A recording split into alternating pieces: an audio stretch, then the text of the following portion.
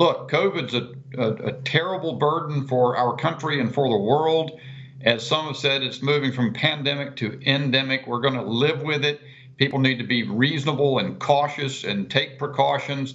But this idea that we can stop life, or we can have Anthony Fauci run around and tell Americans, millions of Americans, how to exist day by day, that's got to stop. It's time for it to end. People are well past listening to his ideas about running their lives. Yeah, and it's quite fascinating to see what he weighs in on. For example, if there's some sort of Republican event or something of that matter, he'll quickly say it's like a super spreader and doesn't support it. But then when it's Barack Obama's birthday party, he doesn't have anything to say about that, despite people flying in from all over the country for his giant birthday bash. And they had to reduce the size, if you will, of their original plans. And, you know, these are the same people that want to keep you masked up and want your kids to wear masks all day in schools. And these are the same people who want you to get fired for not getting the vaccine, yet they want to live their lives completely normal. And then also in a recent interview on CNN, he explained why migrants are not behind any of the new COVID-19 surges. So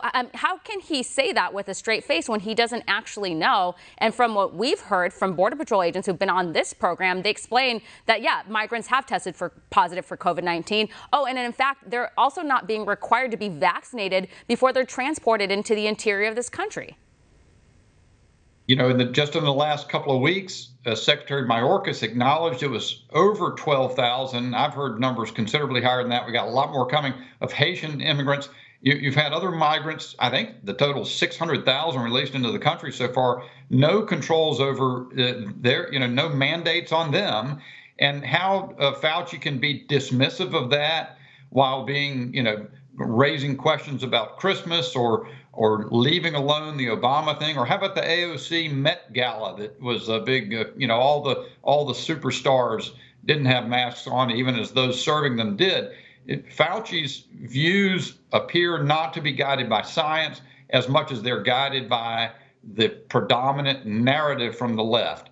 And that's what people have seen. We've seen so much evidence of it. That's why I don't think Americans are listening to him anymore. We've moved on.